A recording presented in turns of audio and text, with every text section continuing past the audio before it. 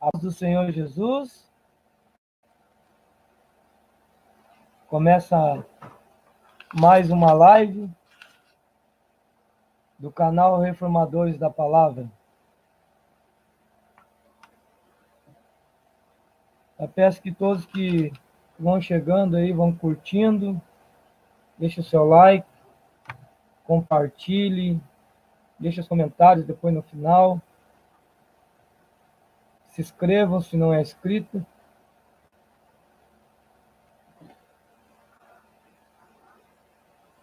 Assim como vocês já viram aí, o tema é a Igreja de Cristo, segundo a Palavra de Deus.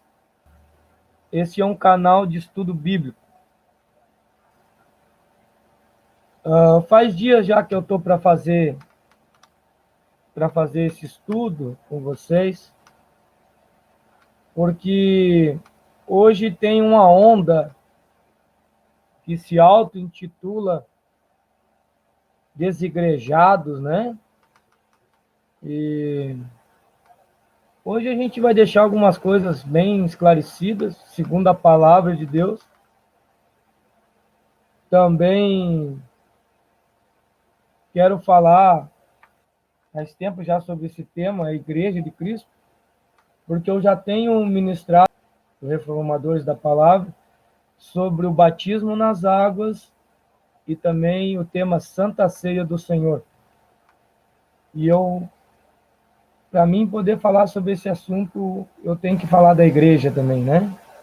Então, hoje a gente vai entrar no assunto.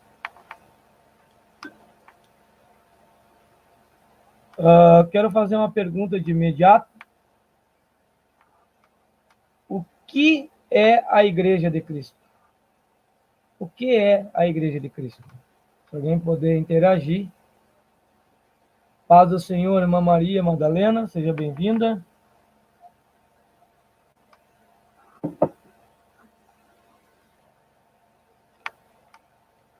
Eu quero basear o estudo desta noite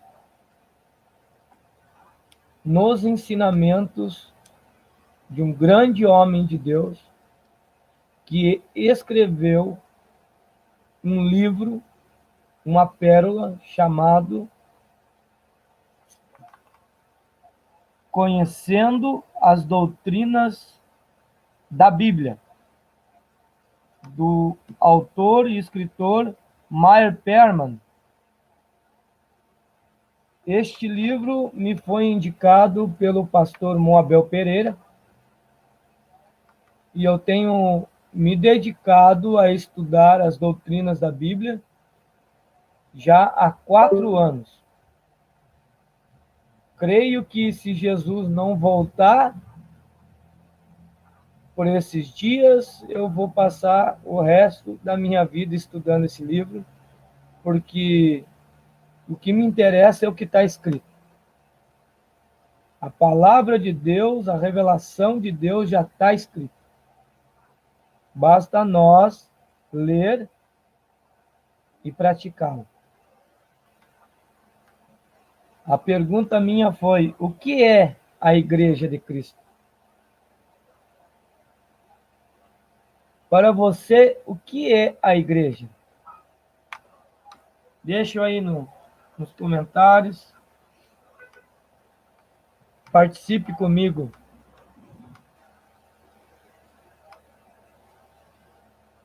Então, irmãos, o que é a Igreja de Cristo? Vou estar lendo aqui. Peço a atenção de todos e a paciência dos irmãos para que a gente entre nesse ensinamento.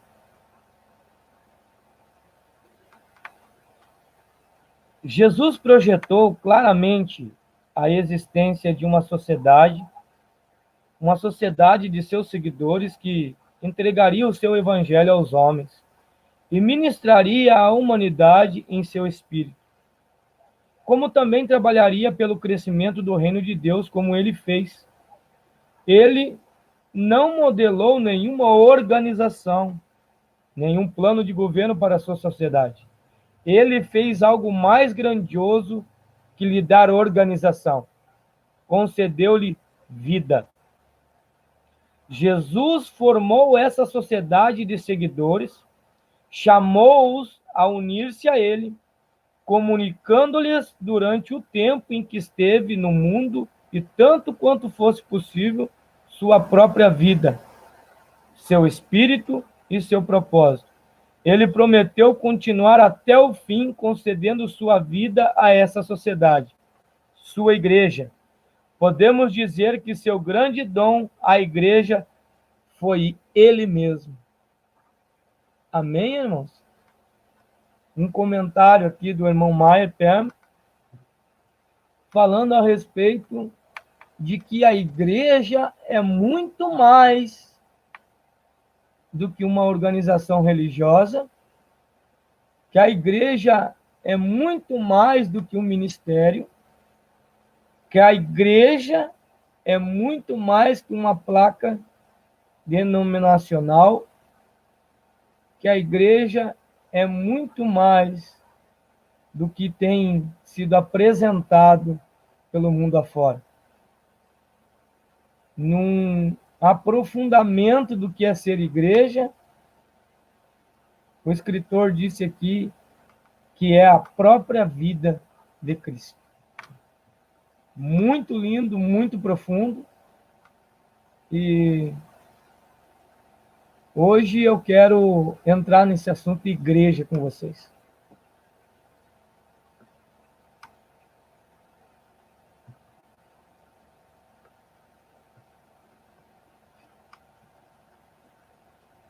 Vamos indo em frente.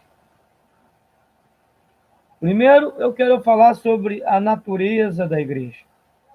As palavras que descrevem a igreja. Segundo, as palavras que descrevem os cristãos. Certo? Primeiro, a palavra que descrevem a igreja como ilustração. O corpo de Cristo e o templo de Deus.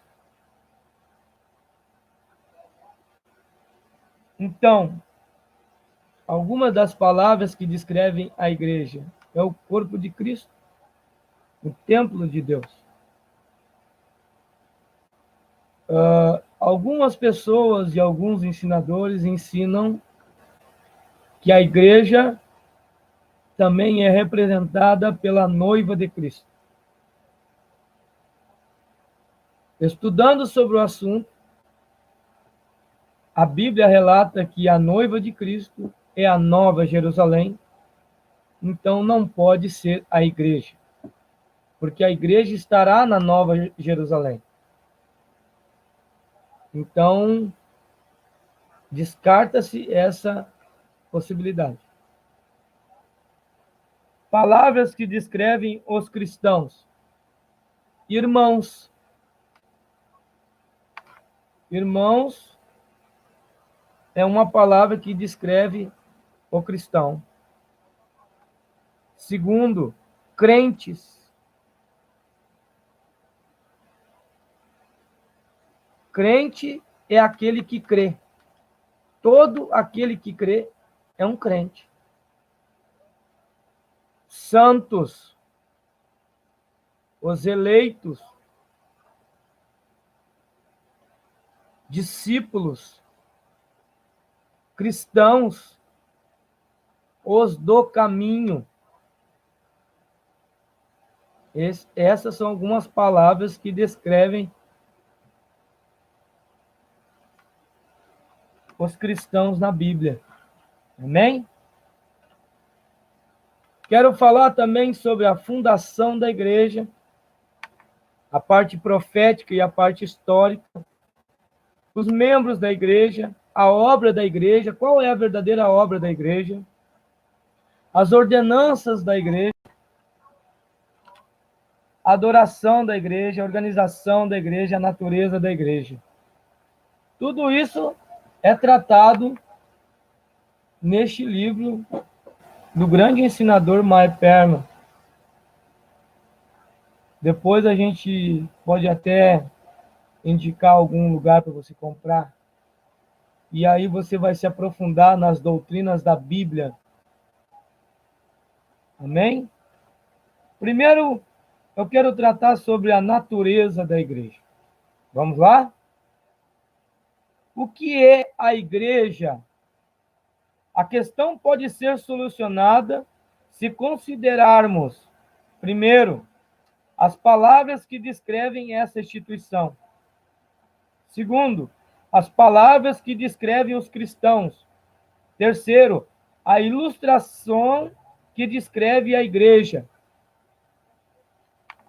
Palavra grega no Novo Testamento para a igreja é eclésia, que significa congregação, uma assembleia a qual todos os crentes pertencem. O termo implica-se, primeiro, todo o corpo de cristão em uma localidade. Isto é uma igreja. Então, por exemplo, existe várias denominações na cidade onde você mora. Várias congregações, mas uma só igreja. É desta igreja que eu quero falar hoje.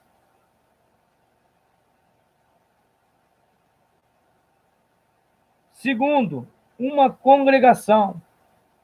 Você quer se aprofundar um pouco mais? Leia 1 Coríntios 14, versículo 19 ao 35.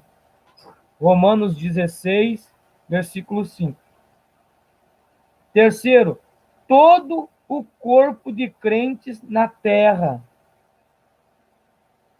Todo o corpo de crentes na terra é a igreja de Cristo. Então, não é a denominação A, denominação B ou C, mas sim todo o corpo de crente na terra. Amém? A palavra igreja é derivada do grego kuriaki, que significa pertencentes ao Senhor. A igreja, portanto, é uma reunião de pessoas chamadas do mundo, as quais professam e provam submissão ao Senhor Jesus Cristo.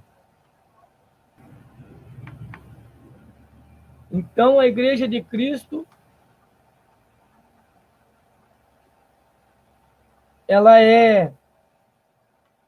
começa quando as pessoas são chamadas do mundo para participar do seu caminho, para participar dos seus ensinos, para participar pela fé em Cristo Jesus. Neste momento, você já faz parte da igreja de Cristo. Não é quando você faz parte de uma denominação, mas sim quando você ouve o chamado de Cristo. Em Mateus 18, versículo 20, a Bíblia diz: porque onde estiverem 2 ou 3 reunidos em meu nome, aí estou eu no meio deles. Quando você está na sua casa, junto com teus irmãos, lendo uma palavra, louvando a Deus, aí está a igreja. Quando você está meditando na palavra, louvando o Senhor, aí está a igreja. Uma denominação, uma congregação, é somente um lugar onde a igreja de Cristo vai adorar ao Senhor juntas. Todos juntos. E aí que tem um erro que tem sido passado para as pessoas. Que a denominação é a igreja. Não. A denominação é somente o nome daquela casa de oração. A igreja somos nós. Amém?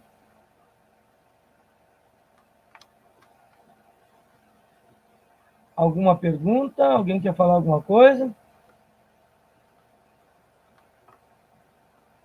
Peço que os irmãos tenham paciência comigo para mim poder entrar nesse assunto. Eu tenho que trazer um contexto para vocês entenderem.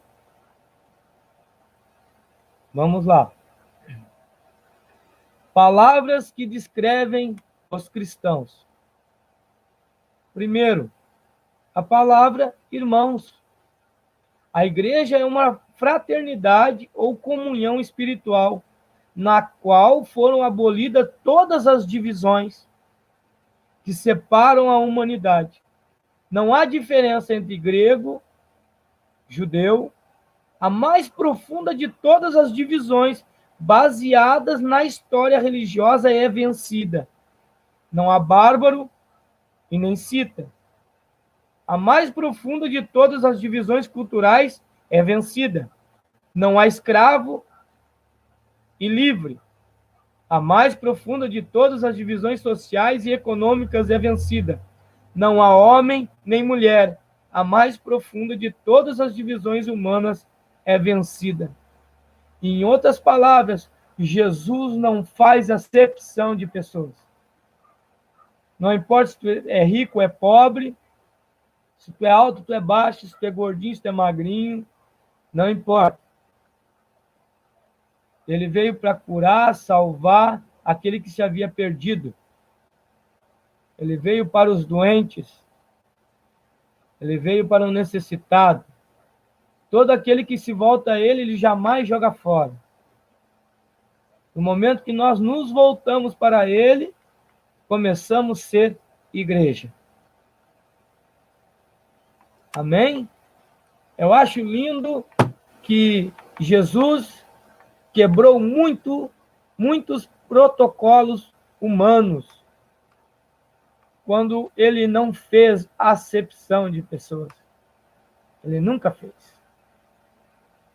Jesus veio para o perdido pecador, chamando ao arrependimento. Todo aquele que quiser se achegar a Jesus, ele não joga fora. Amém? Segunda palavra que descreve a igreja de Cristo, descreve os cristãos. Crentes. Os cristãos são chamados crentes porque sua doutrina característica é a fé no Senhor Jesus. Existem muitas pessoas que foram ensinadas e doutrinadas a não se auto-intitularem crentes. Elas dizem assim: eu sou cristão porque crente até o diabo é. Aí vos pergunto, caros irmãos, como é que você chegou a ser cristão? A não ser pela fé, a não ser por crer no Senhor Jesus Cristo. O próprio Jesus Cristo ensina: tudo é possível ao que crê. O próprio Jesus Cristo ensina: se credes, verás a glória de Deus. O próprio Jesus Cristo ensinou a Tomé, dizendo: tu credes porque tu viu, mas bem-aventurado aquele que crê sem ver. Mensagem de Jesus para mim e para você: seja crente. Creia. Seja crente. Amém? Terceiro, santos. São chamados santos literalmente congregados, porque são separados do mundo e dedicados a Deus. Não importa o que o mundo pense, não importa o que o homem pense. A questão é como você está com Deus.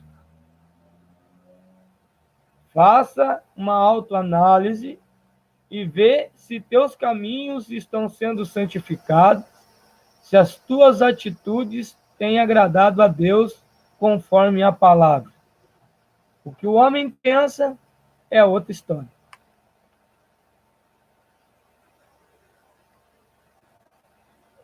Quarto, eleitos. são denominados eleitos ou escolhidos porque Deus os escolheu para um ministério importante e um destino glorioso. 5. Discípulos. São discípulos literalmente aprendizes, porque estão sob preparação espiritual com instrutores inspirados por Cristo. Todos nós aqui estamos aprendendo da palavra de Deus. Todos nós estamos aqui porque o Senhor teve misericórdia de nós. Estamos estudando com este livro que Deus inspirou este homem através do seu Espírito Santo, descrevendo a Igreja de Cristo. Nós somos discípulos de Cristo. Cristãos são cristãos porque sua religião gira em torno da pessoa de Cristo. Os do caminho, nos dias primitivos, muitas vezes eram conhecidos como os do caminho. Em Atos dos Apóstolos 9, versículo 2, você pode se aprofundar lá vai estar escrito. Por que eles eram chamados do caminho? Porque viviam de acordo com uma maneira especial de viver. Certo? Estas são algumas palavras que descrevem os cristãos. Agora, nós vamos falar das palavras que descrevem a igreja, o corpo de Cristo. O Senhor Jesus Cristo deixou este mundo há quase 2000 anos, entretanto, ele ainda está no mundo. Com isso queremos dizer que a sua presença se faz sentir por meio da igreja, que é o seu corpo. Assim como ele viveu sua vida natural na terra, em um corpo humano individual, também ele vive sua vida mística em um corpo formado pela raça humana em geral. Na conclusão dos evangelhos, não escrevemos fim, mas a história continua, porque a vida de Cristo continua a ter expressão por meio de seus discípulos, como se evidencia o livro de Atos dos Apóstolos e pela sua subsequente história da igreja. Assim como o Pai me enviou, eu vos envio. Esta é a igreja do Senhor. Antes de partir da terra, Cristo prometeu assumir esse novo corpo, entretanto, usou outra ilustração. Eu sou a videira, vocês são os ramos. A videira está incompleta sem os ramos, e os ramos nada são a parte da videira que flui da videira. A parte da vida que flui da videira. Se Cristo há de ser conhecido pelo mundo, terá de ser mediante aqueles que tomam seu nome e participam da sua vida. Entendo a importância de ser igreja. Quando você é igreja, você está fazendo Jesus ser conhecido.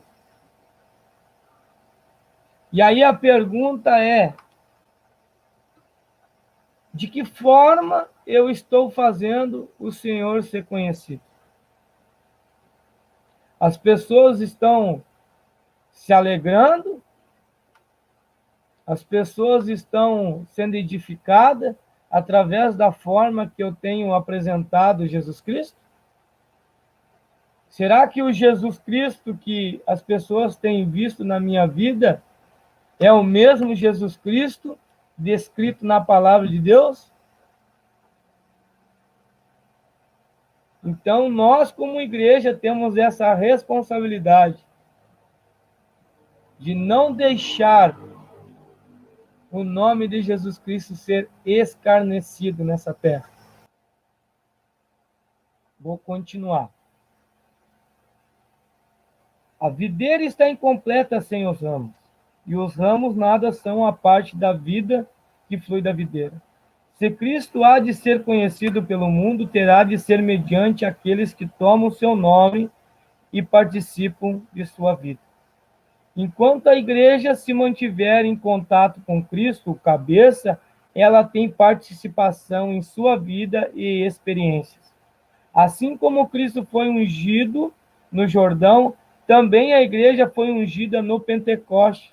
Jesus pregou o evangelho aos pobres, curou os quebrantados de coração e anunciou a libertação aos cativos.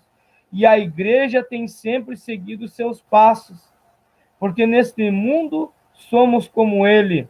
Assim como foi Cristo, foi denunciado como uma ameaça política, finalmente crucificado também sua igreja, em muitos casos tem sido crucificado, figuradamente falando, por governantes perseguidores, mas tal qual seu Senhor, ela ressuscitou. A vida de Cristo dentro dela a tornou indestrutível. Esse pensamento da identificação da igreja com Cristo certamente estava na mente de Paulo quando ele falou: completo o meu corpo o que resta das aflições de Cristo em favor do seu corpo, que é a igreja. Colossenses 1:24. O uso dessa ilustração faz lembrar que a igreja é um organismo. Preste atenção agora, irmão Osmar. E não meramente uma organização. Aqui que está o problema, sabe? Porque muitas das pessoas acham que somente ir à igreja, né? Ir ao templo, ir à denominação, aquilo já faz dela um membro do corpo de Cristo. Sabe?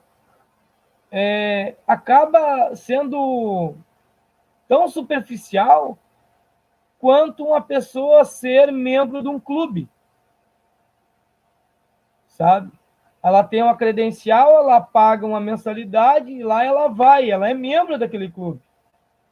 Agora, ser igreja, participar do corpo de Cristo, ser o corpo de Cristo, é muito mais profundo.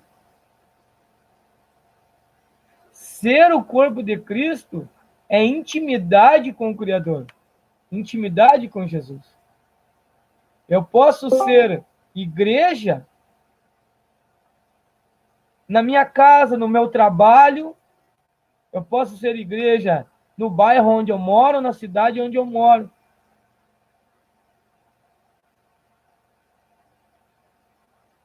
Vamos entrar nesse assunto, irmã Fátima, mais adiante. Prometo que será esclarecido. Amém? Vamos mais adiante.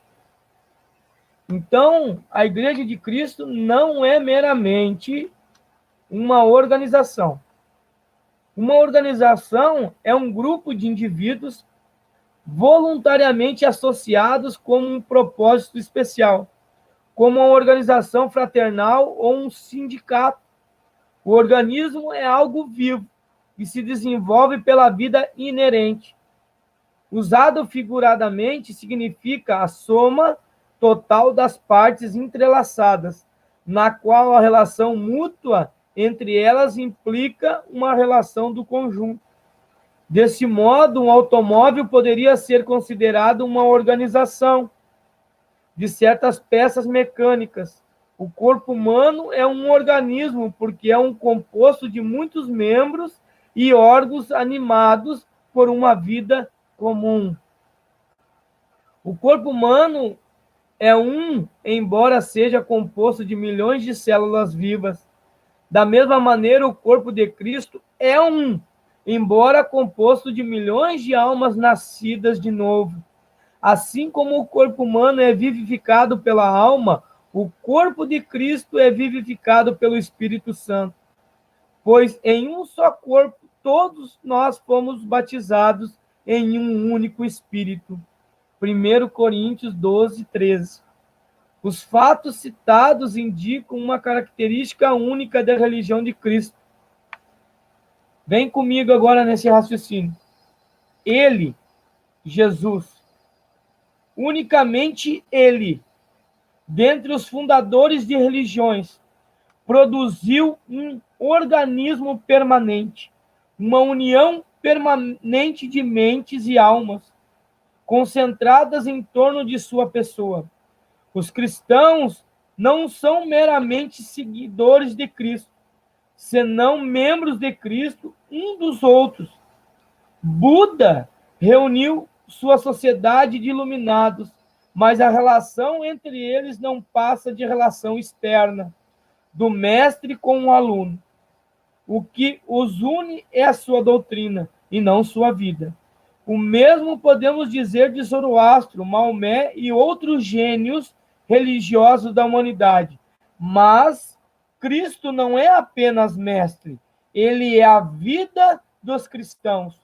O que ele fundou não foi uma sociedade que estudasse, propagasse suas ideias, mas um organismo que vive por sua vida, um corpo habitado e seguido por seu espírito. Eu fico muito emocionado quando eu entendo que a vida de Cristo habita dentro de um vaso de barro, um pobre miserável igual a mim. O próprio Deus habita dentro daquele que tem o coração voltado para Cristo.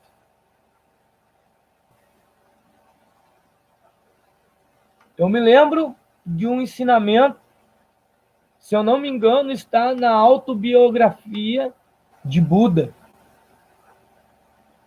Ele estava no seu leito para a morte e seus discípulos chegaram até ele e perguntaram a ele, né? Mestre, o senhor vai nos deixar, né? Nos aponte o caminho. E aí o Buda respirou e disse para eles: olha, eu passei a minha vida toda procurando o caminho. E os discípulos perguntaram para ele assim: mestre, nos diga qual é o caminho. E Buda olha para eles e disse assim para eles: olha, meus alunos, meus discípulos, nunca deixem de procurar o caminho, pois eu passei a minha vida toda procurando e ainda não o encontrei. É mais ou menos assim as palavras que Buda deixou aos seus discípulos. E aí, eu e você, pobres pecadores que somos, temos o privilégio de dizer que fazemos parte desse caminho, ter o privilégio de dizer que conhecemos o caminho para ensinar os outros que não conhecem. Pois Jesus disse: eu sou o caminho, a verdade e a vida. E nós conhecemos Jesus. Se tu conheces Jesus, então tu conhece o caminho.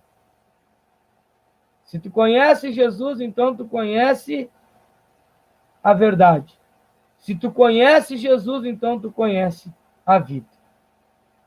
E Buda, com toda a sua sabedoria, ele passou a vida toda procurando o caminho e não o encontrou. E eu e você, pela misericórdia de Deus, conhecemos Jesus. Outra palavra que descreve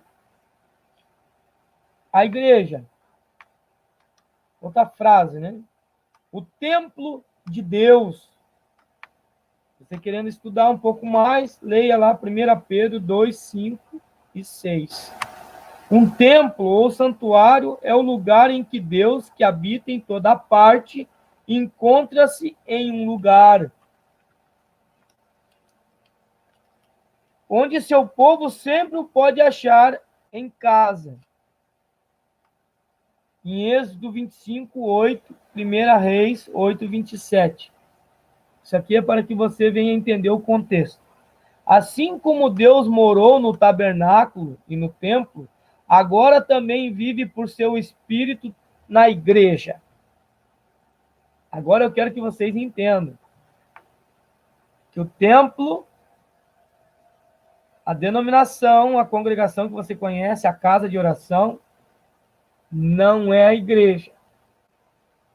A igreja somos nós. Deus só está lá dentro do templo, da congregação, da denominação, da casinha lá, quando eu e você estamos lá dentro. No momento que a gente sai de lá de dentro, Deus já não está mais lá dentro. Porque Deus mora dentro de nós. Amém?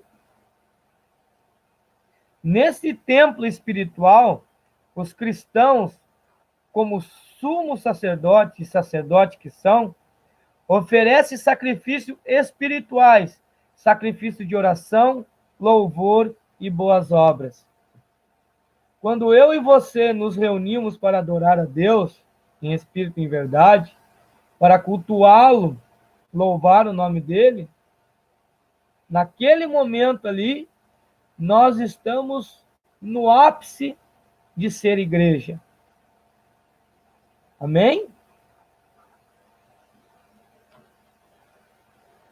Ponto. Vamos entrar agora na fundação da igreja. A consideração da fundação da igreja, considerada profeticamente falando, tá? Tudo aquilo que apontava para a igreja, agora eu vou falar. Israel é descrito como uma igreja no sentido de ser uma nação, chamada dentre outras nações para ser um povo de servos de Deus. Atos dos Apóstolos 7, versículo 38. Quando o Antigo Testamento foi traduzido para o grego, a palavra congregação de Israel foi traduzida por eclésia ou igreja. Israel, pois, era a congregação ou a igreja do Senhor. Cristo, depois de a igreja judaica o ter rejeitado, predisse a fundação de uma nova congregação ou igreja, uma instituição divina que continuaria sua obra terrena. Mateus 16, 18. Esta é a igreja de Cristo que veio a ter existência no dia de Pentecoste. Certo?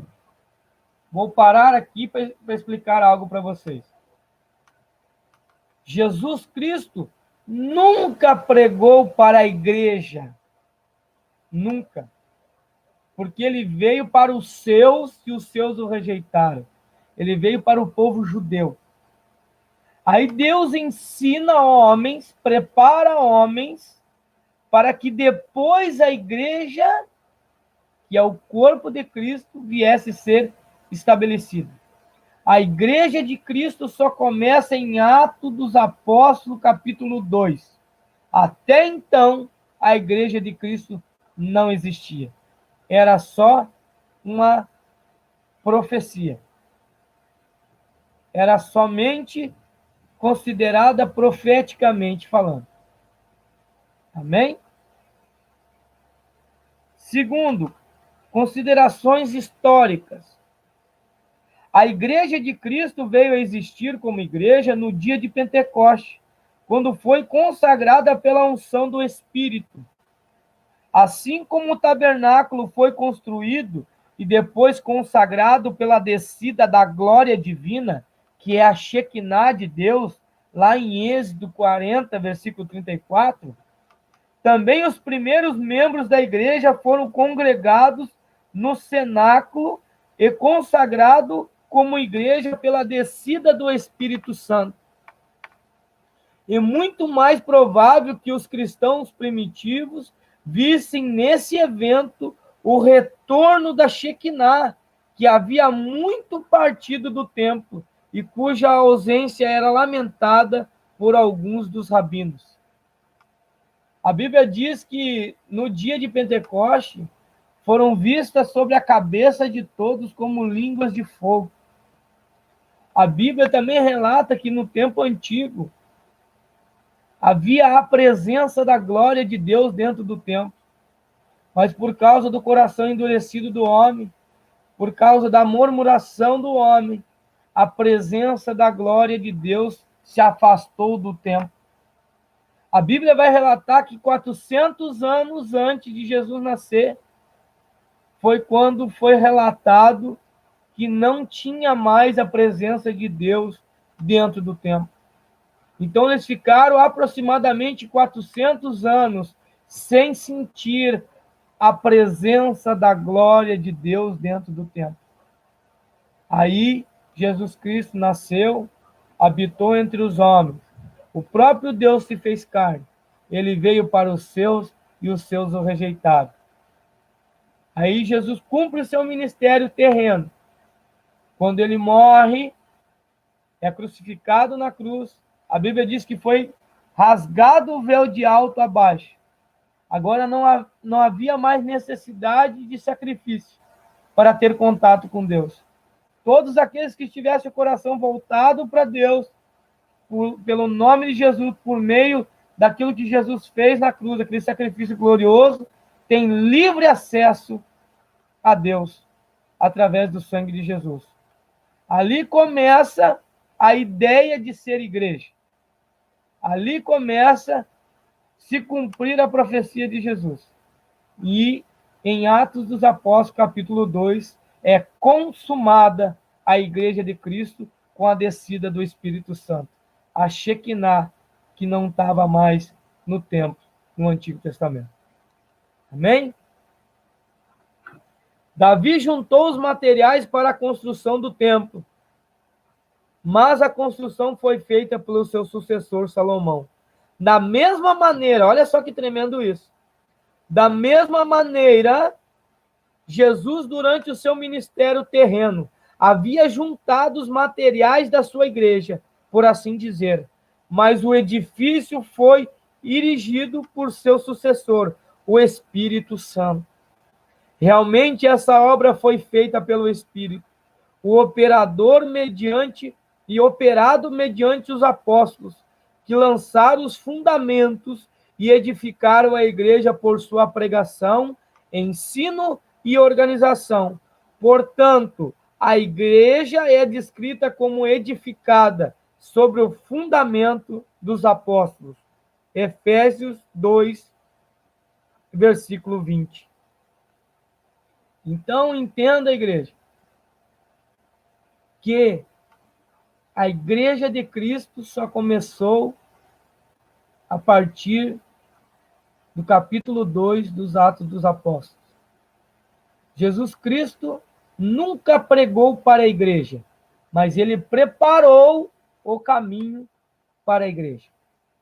Amém? Tópico 3. Falei da igreja representada no Antigo Testamento. Agora nós vamos para o Novo Testamento. No Novo Testamento, estabelece as seguintes condições para os membros da igreja. Preste atenção agora, viu? As seguintes condições para os membros da igreja. Fé implícita no Evangelho e confiança sincera e de coração em Cristo como um único e divino Salvador. Quer fazer parte da igreja de Cristo? A igreja de verdade. Não denominação, não congregação, não casa de oração. A igreja de Cristo, o corpo de Cristo. Agora você vai aprender o que você deve fazer.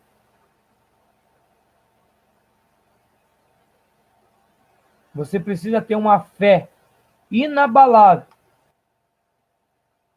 no Evangelho e confiança sincera e de coração em Cristo como o único e divino Salvador.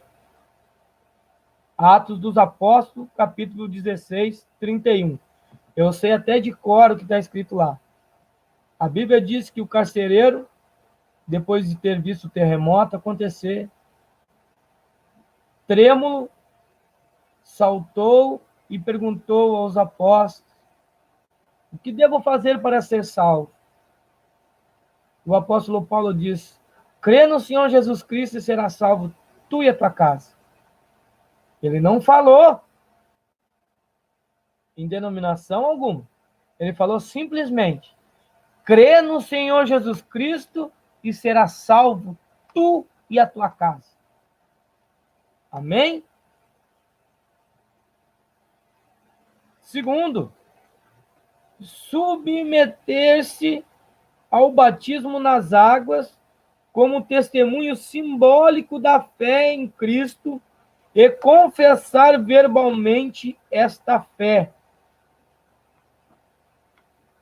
Amém?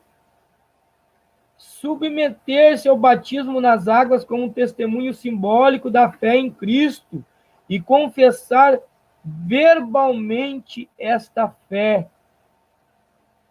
Talvez seja mais correto descrever submissão pelo batismo nas águas como uma característica da membresia da igreja. O batismo nas águas é um ato simbólico, não é o nascer de novo. O batismo nas águas é um ato simbólico de confissão pública que agora você crê no Senhor Jesus Cristo e quer seguir seus ensinamentos. Nascer de novo é outro assunto que a gente vai tratar em outra live. Aqueles que já estão participando dos estudos no canal já têm tido essa aula sobre o que é nascer de novo, mas logo estarei fazendo uma live sobre o assunto. Amém? No princípio, praticamente todos os membros da igreja foram verdadeiramente regenerados. O Senhor lhes acrescentava diariamente os que iam sendo salvos. Em Atos dos Apóstolos, capítulo 2, 47. Entrar na igreja não era uma questão de se unir-se a uma organização, uma denominação, mas de tornar-se membro de Cristo, assim como o ramo é enxertado na árvore. No decorrer do tempo, entretanto, conforme a igreja aumentava em número, em popularidade, o batismo nas águas e a catequese, que é o discipulado, tomaram o lugar da conversão. Olha o perigo aí, ó. Muitas pessoas acham que por fazer, um discipulado, ela está pronta para ser batizada. Não. Não é assim que funciona. O resultado foi um influxo na igreja de grande número de pessoas que não eram cristãs de coração. Desde aquela época, essa tem sido mais ou menos a condição da cristandade hoje. Certo ou errado? Quantas pessoas vocês conhecem que já são batizadas, mas elas não têm o fruto do arrependimento? Ou que se deixaram batizar para ser somente membros da denominação? Responde aí.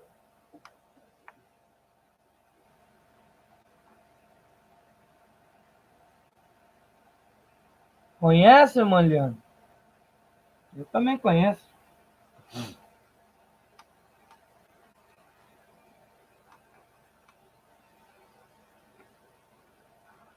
E o porquê que vocês acham que isso acontece?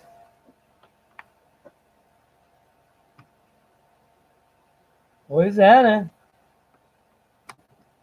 Mas no nome de Jesus, a gente vai se unir, a gente vai pregar a palavra do Senhor, não porque nós somos alguma coisa, mas porque o Senhor é tudo em nós, e a gente vai esclarecer alguns assuntos, A gente vai ser a luz do mundo e o sol da terra, vamos ser farol para iluminar o caminho dessas pessoas, e elas vão entender que necessário é arrepender-se e voltar-se a Cristo. Não somente para participar de uma congregação, mas sim porque nós queremos estar com Cristo. Necessitamos verdadeiramente de estar com Cristo. E um outro problema que eu acho que é o mais grave, creio eu que é o mais grave, é a falta de ensinamento.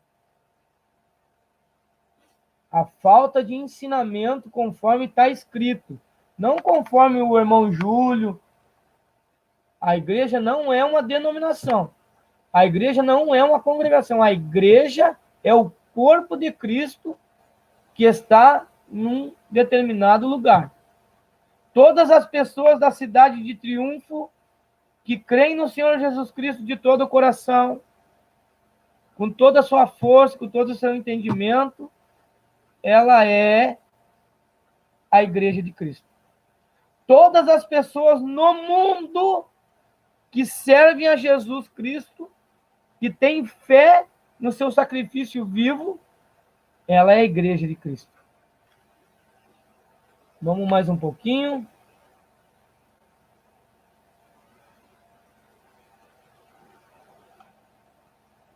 Assim como nos tempos do Antigo Testamento, havia um Israel dentro de Israel. Os israelitas de verdade e os israelitas nominais. Também, no decorrer da história da igreja, vemos uma igreja dentro da igreja. Cristãos verdadeiros no meio de cristãos apenas nominais. Sabe aqueles de carteirinha? Receberam a carteirinha, agora é cristão. Sabe? Eu sou membro, né, da congregação, da denominação. Agora eu sou crente, sou cristão. Lamentável, né? Portanto, devemos distinguir entre a igreja invisível, composta dos verdadeiros cristãos de todas as denominações, todas, e a igreja visível, constituída de todos os que professam ser cristãos.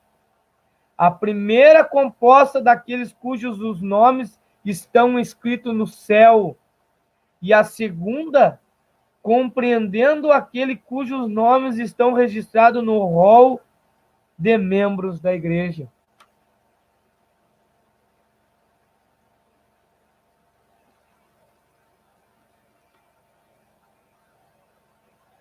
Só estão no rol de membro da igreja, o nome não está escrito no céu.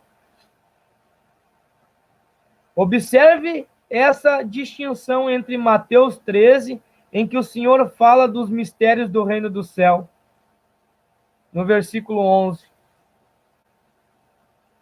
Expressão que corresponde à designação geral da cristandade.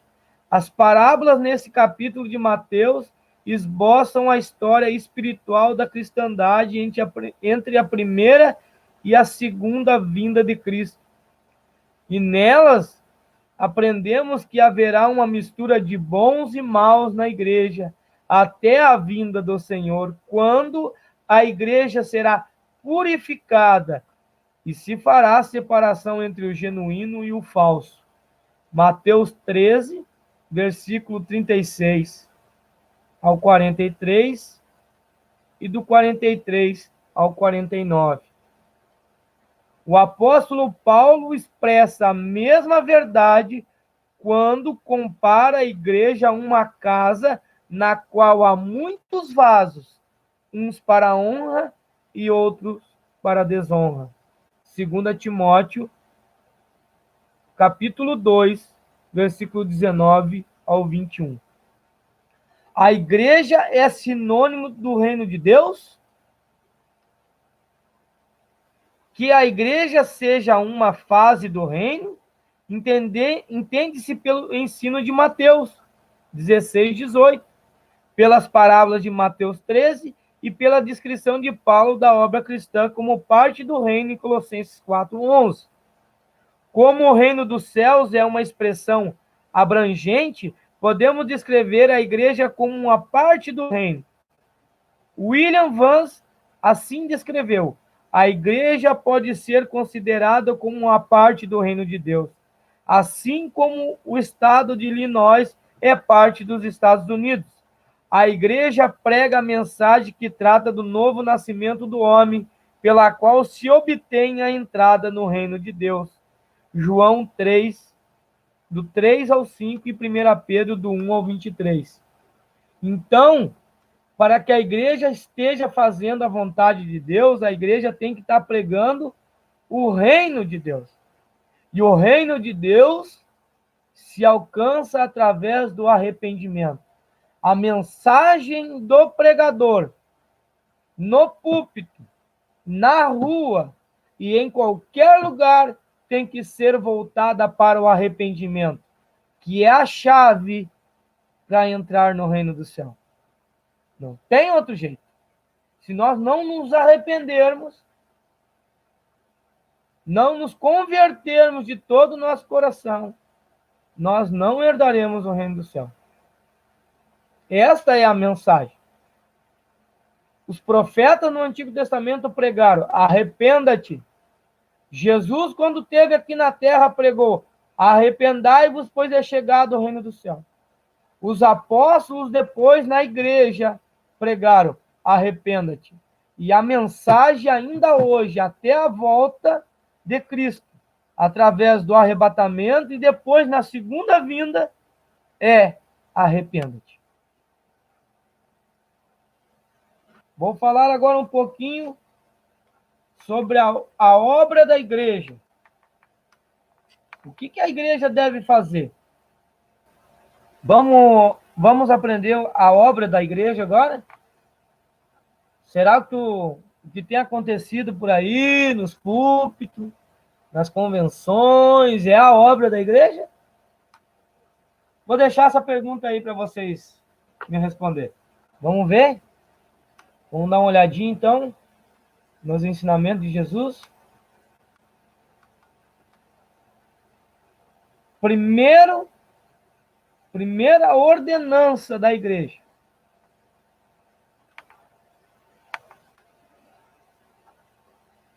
pregar a salvação.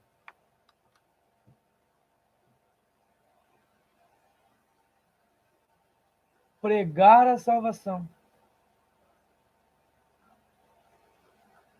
E a primeira ordenança da igreja é pregar a salvação. Não é pregar carro, casa, emprego, casamento. Não. Primeira ordenança é pregar a salvação.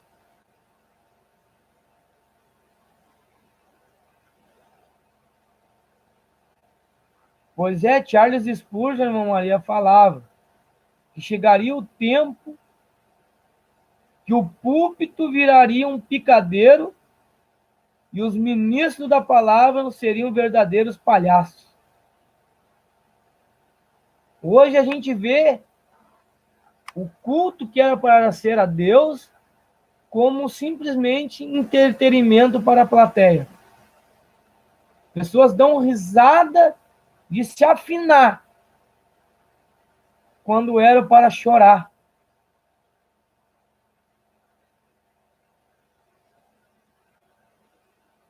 A palavra de Deus tem que nos confrontar, tirar de nós aquilo que não agrada a Deus, arrancar de nós aquilo que nos afasta de Deus. E aí o Espírito Santo vem e nos consola. Como seremos consolados se não somos confrontados? Uma pessoa que está muito alegre não precisa ser consolada. Imagine tu chegar num ambiente assim, e aí a pessoa tá rindo muito, rindo. rindo muito, né? Então, neste momento, tu chega e consola ela. Ela não precisa de consolação.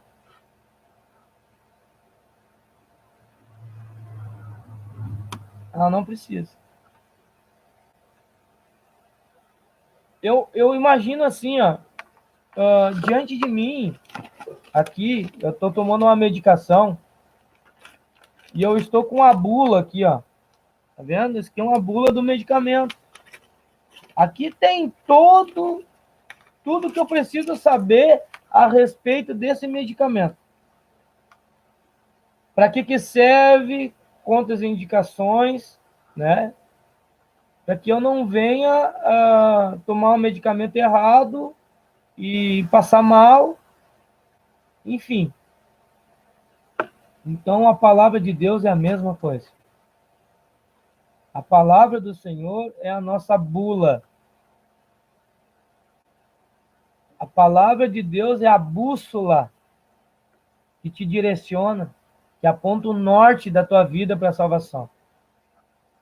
Não existe outra forma de encontrarmos a salvação a não ser mediante a palavra de Deus conforme ela está escrita.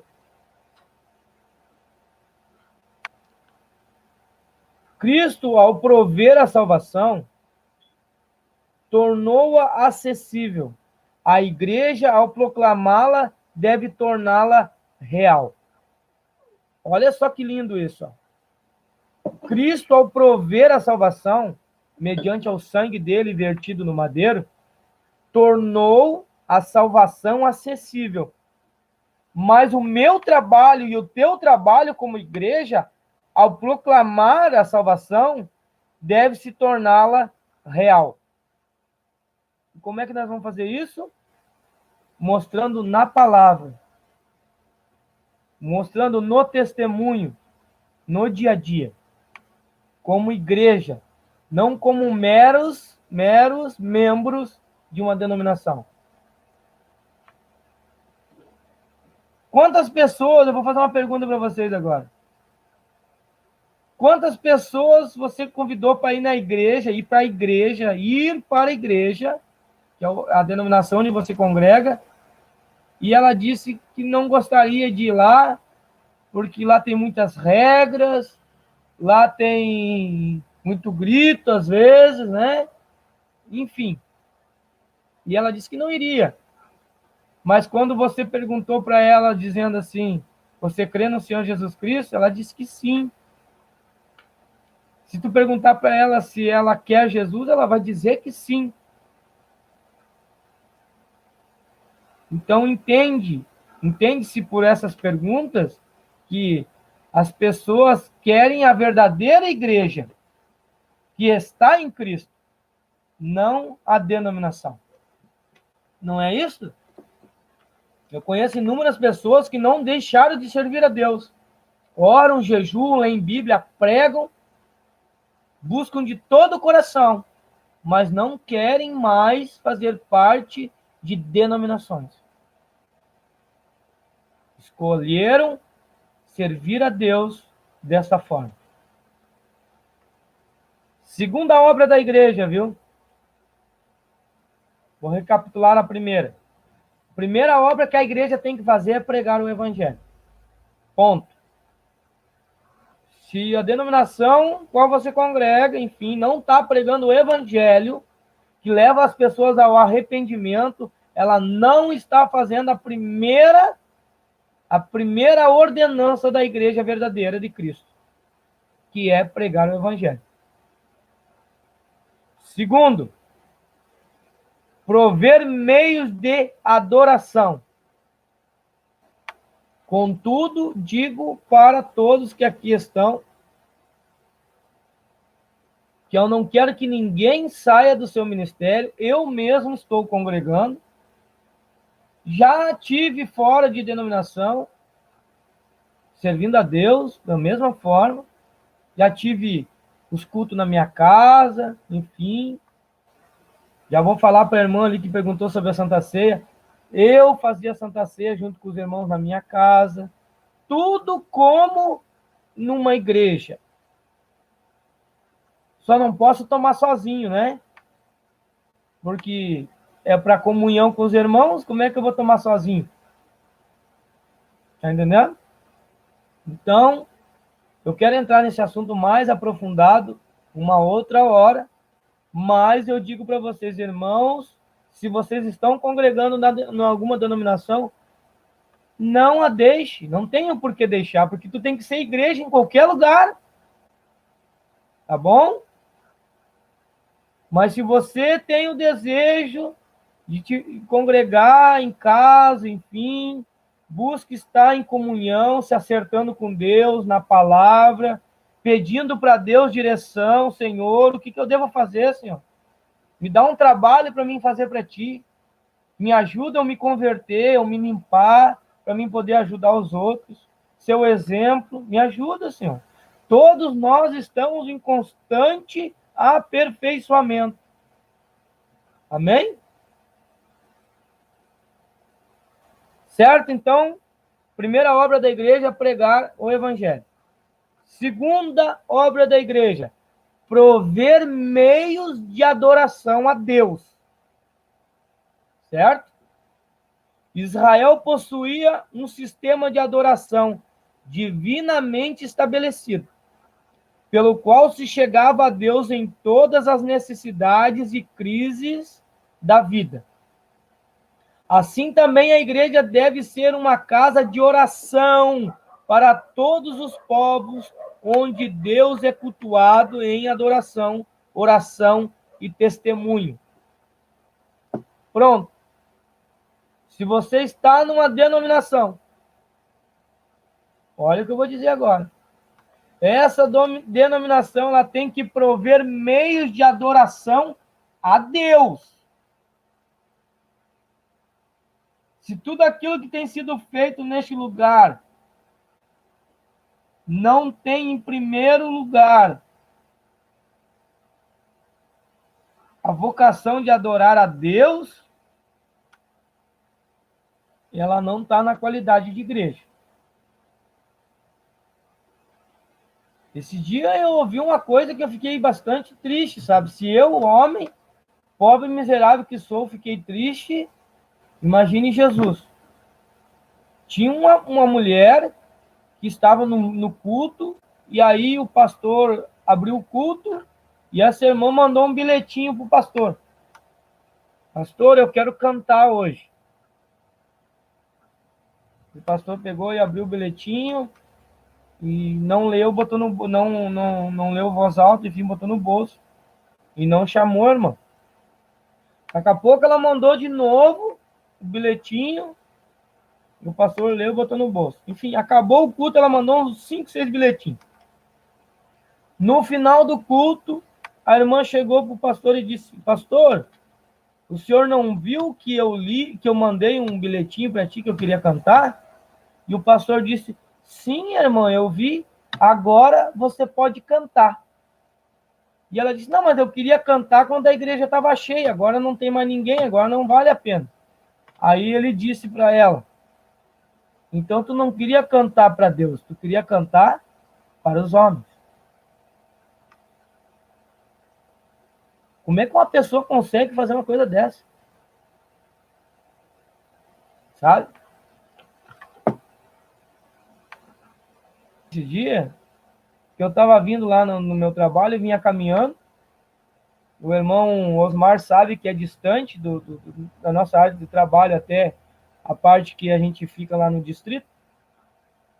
E eu vinha caminhando sozinho, cantando, louvando a Deus. Daqui a pouco eu chorei. No meio da área, assim, ainda bem que eu estava de óculos escuros, né? E aí vinha pessoas e eu estava chorando. Eles iam pensando: o que esse homem está chorando, né? Mas é que eu estava adorando a Deus. Se não me deixa eu cantar no púlpito, não tem problema, eu canto em casa, eu canto na rua. Se não me deixa eu pregar no púlpito, não tem problema. Eu prego na rua, prego na fila, prego na firma onde eu trabalho, eu prego aqui no YouTube, não tem problema. O importante é que eu não posso parar. Então, segundo Segunda obra é prover meios de adoração. É a segunda obra da igreja. Terceiro, prover comunhão religiosa. Quero explicar para vocês agora. O homem é um ser social. Ele anseia por comunhão, intercâmbio de amizade. É natural que ele se congregue com aqueles que participam dos mesmos interesses. A igreja provê uma comunhão baseada na paternidade de Deus e no fato de Jesus ser o Senhor de todos. É uma fraternidade daqueles que participam de uma experiência espiritual comum. O calor dessa comunhão era uma das características notáveis da igreja primitiva. Num mundo governado pela máquina política do Império Romano, em que o indivíduo era praticamente ignorado, os homens anelavam por uma comunhão em que pudesse livrar-se do sentimento de solidão e desamparo. Naquele mundo, as características mais atraentes da igreja eram o calor e a solidariedade da comunhão. Comunhão em que todas as distinções terrenas eram eliminadas e os homens e mulheres tornavam-se irmãos e irmãs em Cristo.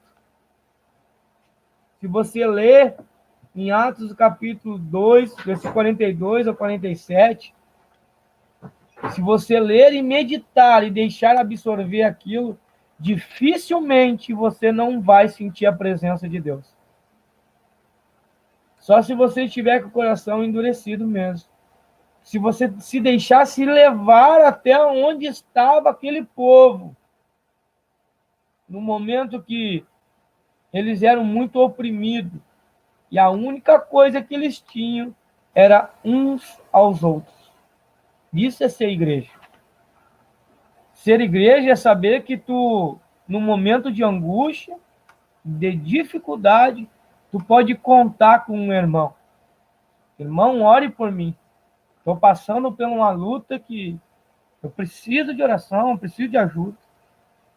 E tu saber que a pessoa vai dobrar o joelho e vai interceder por ti.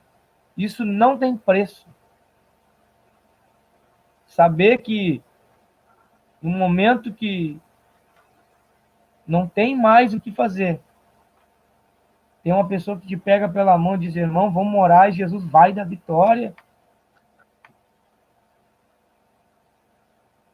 Então, o cristão, ele entende que o momento de dificuldade dele é um momento a qual Deus está nos provando para sermos igreja. A minha mensagem é, seja igreja. Igreja conforme está escrito. Amém?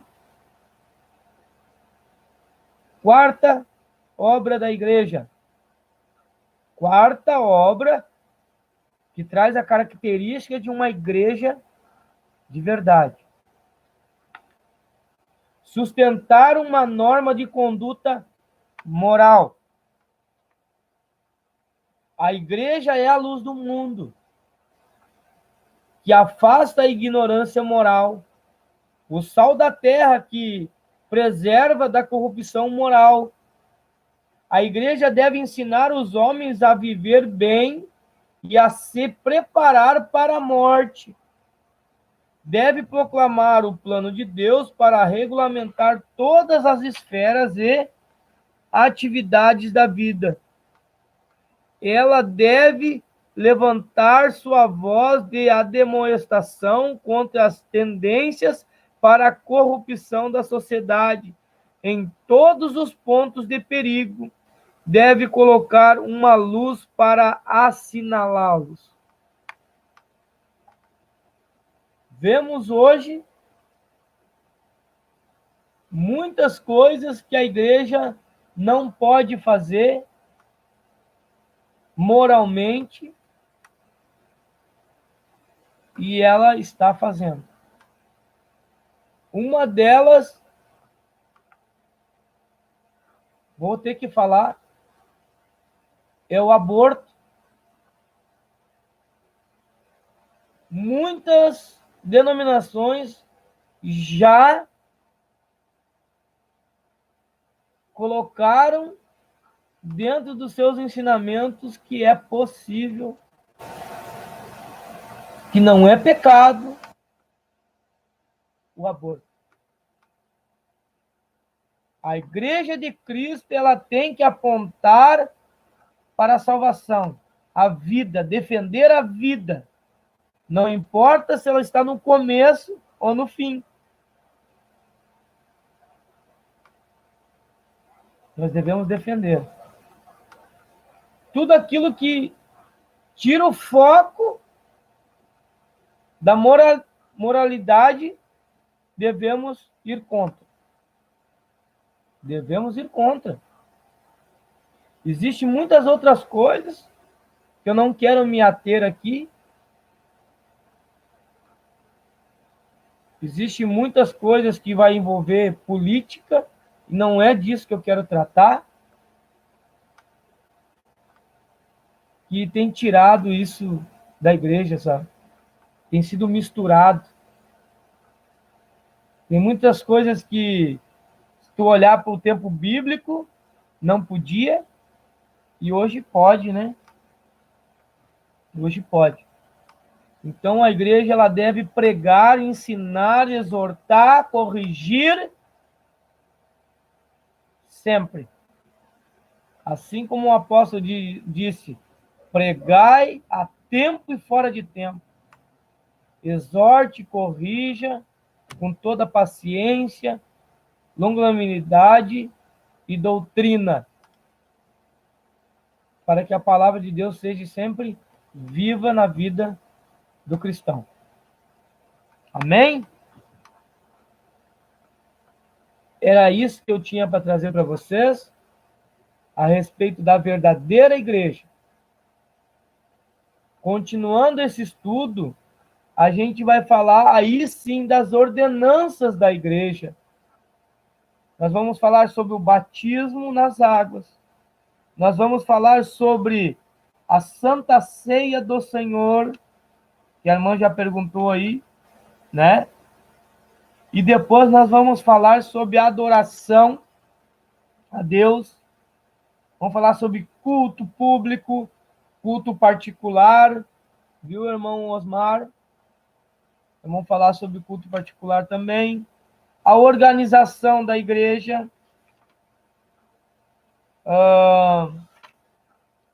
Então, irmãos, estejam orando por esse canal, orando por nós, para a gente aprender junto. Divulguem esse canal. Quem sabe tem pessoas aí que você conhece que gostam de estudar a Bíblia e não tem essa oportunidade. Divulguem esse vídeo, compartilhem, comentem, ajudem-nos a fazer a palavra do Senhor, ela chegar a mais pessoas. E eu quero estar orando com todos vocês. Vocês me abençoam daí, eu abençoo vocês daqui. Certo? Senhor, nosso Deus e nosso Pai, obrigado, Senhor, pela tua palavra, porque ela é a verdade. Obrigado, Senhor, pelo teu carinho, o teu amor para conosco. Ainda que indigno que somos, Senhor, o Senhor nos faz digno. Ainda que muitas das vezes infiel, o Senhor continua sendo fiel. Abençoa, Senhor, esse irmão, essa irmã que ouviu a tua palavra. Que ele possa escrever na tábua do coração, Senhor. E que nunca venha esquecer que o Senhor o ama e que a igreja é projeto seu para que a gente possa ter comunhão contigo. Deus da glória e de poder, eu peço a ti agora, que a tua mão potente venha sobre a vida de cada irmão e cada irmã, que toda dificuldade para entendimento da tua palavra, Senhor, venha cair por terra. Que tudo aquilo que impede ele, Senhor, de servir a ti, seja agora, Senhor, repreendido no teu nome. Deus da glória e de poder, eu peço a ti, se há alguém aqui, Senhor, com alguma enfermidade, Que o teu sangue, Senhor, e o teu nome, Pai, venha fazer, Pai, que do alto da cabeça à planta dos pés, ele seja curado. Se há alguma perturbação, Senhor, na vida do teu servo e da tua serva, vem agora, Pai, a deixá-lo e nunca mais, Senhor, ele venha a ser acometido de algum mal. Deus da glória e de poder, nós te pedimos no nome do teu Filho amado, Jesus Cristo. E oramos no nome do Pai, do Filho e do Espírito Santo. Amém, Jesus. Amém? Deus abençoe a todos. Fiquem na paz do Senhor e até a próxima. Fiquem com Deus.